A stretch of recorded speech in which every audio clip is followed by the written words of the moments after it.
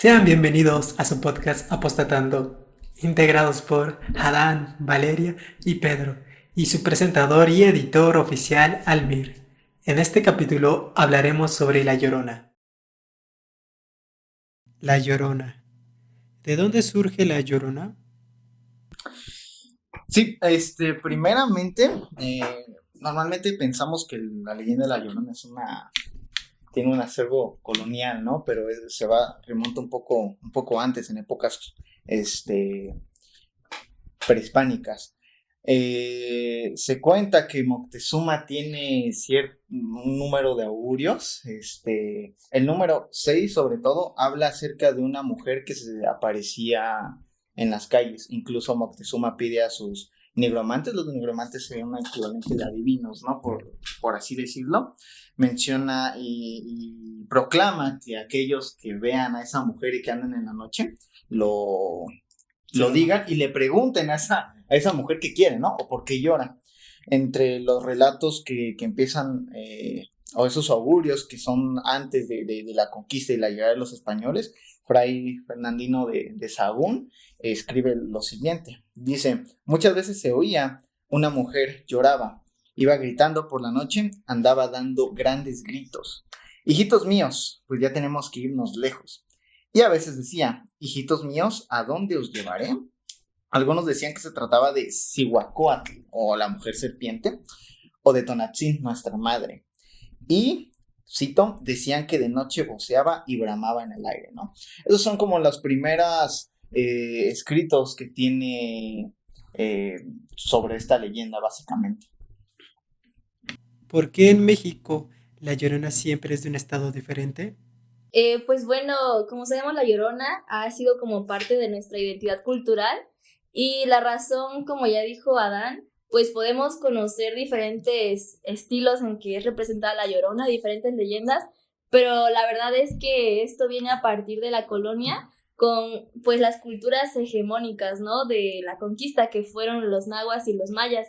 Esos son como los principales pues historias que existen, donde tenemos a Ixtabay y como ya dijo Dan, a Cihuacóatl. Cihuacóatl. Ajá. Y pues son las principales y de ahí ya los españoles y los frailes fueron como yendo a pues dejar las historias a otros estados. Se volaron, ¿no? Ajá, así como pues para tenerle miedo a esta persona. Y pues sí, es como se fue recorriendo la historia a otros estados. ¿Alguien quiere Así decir es. algo? Entonces, ¿por qué se dice que cuando ven o escuchan a La Llorona pasa algo?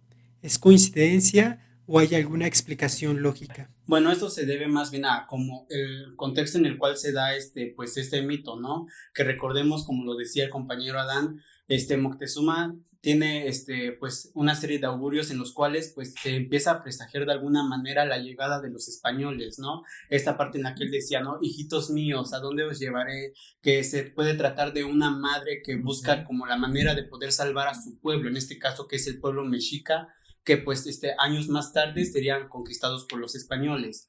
También se nos habla, hay una autora la cual nos dice que puede ser como la construcción de una dualidad, ¿no? Entre el bien y el mal, la construcción de la vida y la muerte, que recordemos que en el México prehispánico no es exactamente lo mismo que conciben los occidentales, pues dentro de su cultura. Entre estas cosas podemos encontrar un punto en los cuales, pues la Llorona puede ser como esta parte de la vida y la muerte que marca, la muerte de la cultura, de las culturas prehispánicas para ser exactos, y el nacimiento de una nueva que no es, pues del todo las culturas occidentales, sino que de un mestizaje que se da entre ambas. Y también se nos da una explicación en los cuales la Llorona, al llorar por sus hijos, es como una especie de rechazo hacia el mestizaje, porque en muchas versiones de estas, la Llorona es la que mata a sus hijos dentro de un río. Hay que recalcar que esto siempre se da en lugares que son muy húmedos, a las orillas de un lago o de un río. Entonces, dado a esto, pues, como digamos la fauna que hay alrededor, pues hace que igual las personas creen una especie de histeria colectiva en los cuales pues van manifestando una especie de malas vibras. Porque incluso, o sea, lo dice López Austin, si no estoy equivocado, los mitos se fundan los contextos biológicos y ecológicos de las personas, ¿no? Entonces, en ese sentido, y es curioso porque esta parte de La Llorona, si bien es una leyenda prehispánica, es algo que se ha ido transformando, es algo que incluso en cierto momento lo relacionan con la Malinche, ¿no? Y realmente no es así, creo que es dentro de toda la cosmogonía prehispánica, estamos hablando de un augurio, un miedo de lo desconocido, en este caso los conquistadores, no estamos hablando de realmente un fantasma como tal, ¿no? Pues sí, porque claro, desde luego este choque cultural que hay entre ambas culturas, ¿no? Si bien es cierto que había culturas que pues navegaban en el mar, a las costas de estas, como lo son los mayas, pues realmente los mexicas no estaban tan relacionados con las mareas. Y al ver esta especie de casas flotantes, como ellos mismos las describen, pues hace que se sientan un miedo muy profundo, lo cual comentaba Adán mismo con lo de los migromantes, que él intentaba encontrar una explicación pues de los nuevos vecinos que habían llegado. No, y además recordemos que también se representa a la Llorona como una indígena, ¿no? Y de hecho hay otros autores que hablan que la Llorona representa como la otredad, ya que los españoles siempre han creído que el otro es el que está mal, es el que está más cerca del demonio, ¿no? Porque no está pues dentro de su cultura religiosa, entonces tienen que pues evangelizarlos. Y pues igual, como dicen, está hablando Pedro, que tienen como diferentes orígenes, ¿no? Y que a veces también se le considera que la Llorona es como va atrás de los hombres infieles. No sé si ustedes han oído esa de que, o sea, que si cuando eres infiel, la Llorona va atrás de ti. pareció?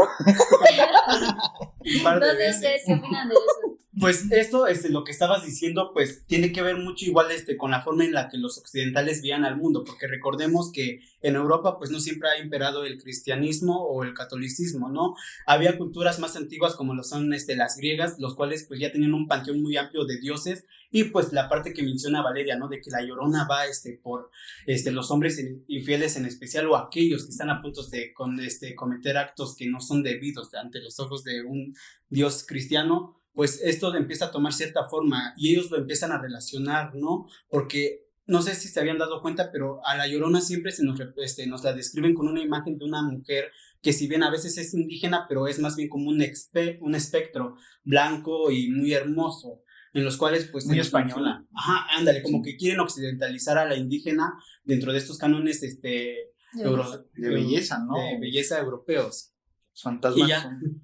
O sea, es un fantasma, pero quieren relacionarlo guapo, ¿no? O sea, es un fantasma bello. No, y además se dan cuenta, es como, ¿y por qué la Llorona? O sea, ¿por qué ese fantasma tendría que ser mujer, no? O sea, se dan cuenta, es como que la visión de los españoles es decir, no, pues es un fantasma mujer. Asociarlo maligno a la figura femenina. Que lleva al pecado, ¿no? O sea, sí, esta parte religiosa católica que dices que la mujer desde Adán y Eva, ¿no? O sea, también podemos verlo desde esa parte machista, de que la mujer te hace pecar, ¿no? Entonces, sí, y ya como más recientes se dan cuenta que las historias se han escrito a través de narraciones y todo esto, pero desde tendencias nacionalistas como para tener presente una leyenda así como que nos una. Y ahorita tú tocas esa parte del nacionalismo, ¿no? Y la identidad a través de un mito como el de la Llorona. ¿Cuántas veces, por ejemplo, ahorita tú puedes, Pedro, Vale, yo podemos mencionar una leyenda diferente que no sabemos? Y cada cultura dentro de México tenemos cierta relación con esta leyenda al decir que nos pertenece, no, la Llorona se funda aquí en Oaxaca, no, la Llorona se funda en Guanajuato, etcétera, ¿no? Entonces, yo creo que esta parte también de nacionalismo, identidad como proyecto de nación, también entran en todas las leyendas, cosmovisiones que se tenían desde hace mucho, ¿no?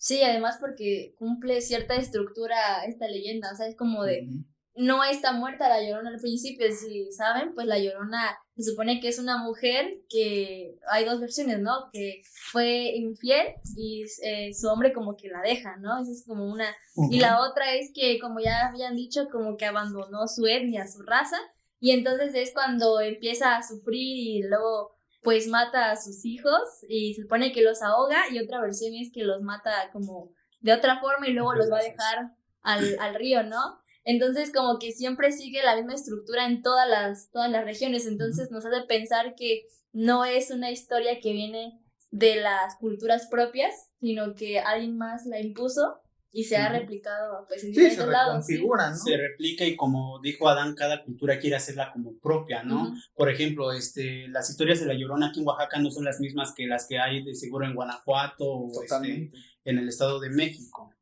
Hay una parte, en algún momento leí a un autor con la leyenda del mito del rey Condoy, leyenda mito, en la cual menciona que la gente hace propias como suya ese tipo de relatos para reivindicar. O sea, estamos o vivimos un proceso en el cual en la conquista se desplazó a las culturas que ya estaban aquí. Y ese afán de resistencia, como James Code en el arte de la resistencia menciona, el mito también funciona como un relato de resistencia. En este caso yo creo que La Llorona, dentro de las sociedades y cómo nos van contando, tiene mucho que ver con esta parte, ¿no? Desde hace tiempo, o incluso a la Malinche, ¿no? Como tal, que la nombran como si fuera este personaje. Sí, esa parte que mencionas es muy importante porque como tú mismo lo dices, ¿no? Como cada persona quiere hacer la propia. Estábamos hablando al inicio de que pues este relato tiene como su origen en las épocas prehispánicas antes de la llegada de los españoles. Sin embargo, pues al momento de querer asimilarlas, ellas incluso los españoles llegan a asimilarlo con figuras pues hay una diosa o un fantasma que se llama Mormo, ¿no? Que es perteneciente a la cultura griega, Mormo, el cual es es un espectro, es un espectro de una mujer que se nos dice que chupa la sangre, ¿no? Muerde y chupa la sangre, en especial de los hombres que son infieles, algo que nos decía Valeria, ¿no? Y aquí encontramos esta relación de, pues, los motivos que tienen tanto Mormo como la Llorona para perseguir hombres en especial, ¿no? Que en este caso pues son aquellos que son infieles o que no son buenos del todo pues con sus familias. No, y además, por ejemplo, yo recuerdo que una vez haciendo trabajo de campo, un señor me contó que en Atzompa aparecía La Llorona todavía, pero y entonces caemos en lo mismo de ver a La Llorona como lo indígenas, porque se supone que es una historia, ¿no? Prehispánica y que no tendríamos nosotros por qué considerar como mala, ¿no? Y aún la gente grande sigue creyendo esto de que es el diablo, entonces que se escucha, entonces es el diablo. Y dice que se aparece donde están las ruinas. Entonces otra vez se relaciona, ¿no? Nuestro pasado, pues prehispánico con lo malo. Sigue como muy presente esto. Esa parte, ¿no? Es muy curioso cómo dices que se aparece especialmente donde están las ruinas, ¿no? En un lugar donde originalmente habitaban sus hijos y ahora pues estos se han convertido pues ya ahora son también tanto hijos de los occidentales en esta creación del mestizaje, por lo cual al momento de llegar ahí pues podría significar algo como que llega a un lugar donde en antaño estaban sus hijos, pero sin embargo ahora ya no están. Eso está bien curioso, ¿no? Creo que incluso esta introducción que damos al inicio de el origen de cómo surge la leyenda, realmente no sabemos, o las fuentes etnográficas es donde han aterrizado en Moctezuma, que es el que tiene estos augurios, estos presagios, pero realmente no podemos dar con un origen exacto, ¿no? Ese sentido de hijitos, ¿no? De buscar a sus hijos, no se está refiriendo a que la morra fue y perdió a sus hijos en el lago, ¿no? Que se refiere al pueblo. A un pueblo porque en que tenía miedo de que iban a llegar otros compas y Moctezuma estaba cagado, ¿no? En ese sentido, y el pueblo estaba viendo ese tipo de cosas. E incluso, mira, si lo relacionamos así total con la cultura mexicana, así contemporánea, siempre se nos ha dado como esta imagen de que las madres siempre van a amar a sus hijos sobre todas las cosas. Recordemos que los aztecas, pues no eran un pan de Dios, era un pueblo conquistador, estaban formando un imperio. Y sin embargo, no, y además que estaban, estaban, pues conquistando a los pueblos vecinos.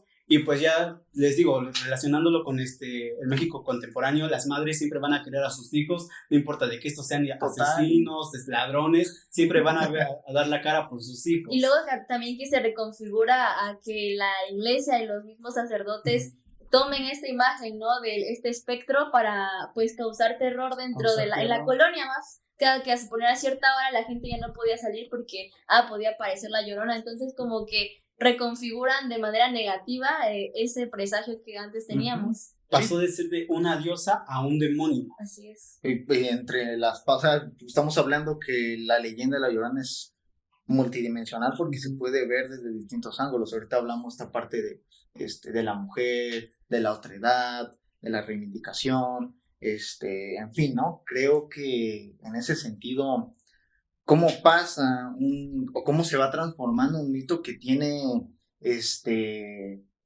no tiene fecha de caducidad, ¿no?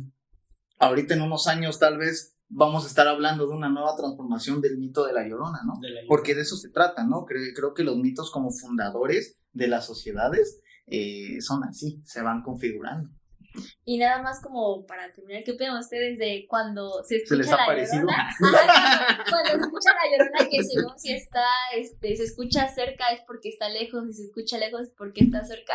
Ustedes así, díganme, ¿qué opinan de eso? Porque, o sea, se supone que es un mito y porque hay gente que relata que sí existe Es que, eso, o sea, que lo ha escuchado. Es que yo creo que no podemos enmarcar una historia como algo verdadero o falso. No podemos andar categorizando entre esto es verdad o esto no es verdad porque la ciencia y... Ajá, me explico, ¿no? Yo creo que en ese sentido, o más bien decir, ok, es la verdad de las personas y por alguna situación social pasa. Pasa. Y como les decía, está esta parte de la histeria colectiva, ¿no? En Sí, la que justo. se empieza pues se va pasando de boca en boca y pues no dudo que en una de esas, pues una persona realmente sintió que se le aparecía la Llorona. Sin embargo, no podemos afirmar de que pues dicha persona estaba loca. Como si fueran delirios sociales. Delirios ¿no? sociales, Imagínate qué compleja es una sociedad a tal punto que una leyenda pasa a ser parte, ¿no? Tangible para algunas personas. Y es que mira, vayamos a esto, ¿no? Las víctimas principales son hombres. Ya. ¿Qué vas a decir? Gracias. Sigamos.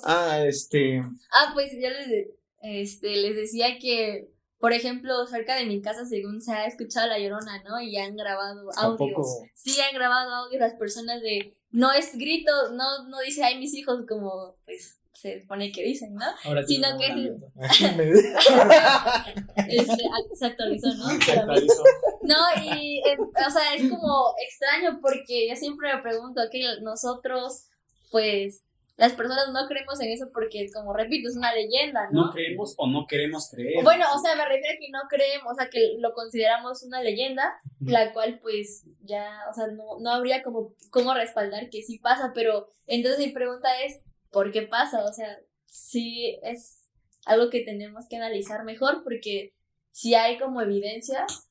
Pues es que, mira, incluso hay una rama, ¿no? Dentro de la antropología, que es la antropología del fantasma, que junto con el simbolismo, la religión, el mito, buscan dar cierta explicación científica, ¿no? Yo considero y reitero lo que ya habíamos platicado, no estamos en el marco de decir ellos no existen, porque hay testimonios, hay narraciones, no solo actuales, sino etnográficas, o sea, que nos dan esa credibilidad, ¿no? Pues sí, ¿no? Nosotros Traten de cerrar el tema. Okay. Pues sí, no sería muy erróneo pues decir que solamente porque la ciencia dice que no existe, pues realmente pues no haya sucedido nunca. Si bien tal vez puede ser como parte de la mente de las personas, pero no hay que... Sí, yo supongo que como conclusión esa parte, ¿no? De que la leyenda es una leyenda que se puede analizar, se debe analizar, se debe estudiar, es multidimensional, ¿no? Sí, de diferentes ámbitos. Sí, totalmente. Siempre pues tratando de entender pues mejor lo que tenemos a nuestro alrededor y pues exaltar también nuestra cultura. Ajá. Total. Así es. Así es. Pues, esperamos que este podcast haya sido sagrado, por lo menos haya sido interesante y curioso. Nos volveremos a ver, no sin antes mencionar que nos pueden seguir para más contenido. Nosotros somos la familia Cañitas y les deseamos buenos días, buenas tardes o buenas noches. Se cuidan, banda. Próximo capítulo, el chupacabra. La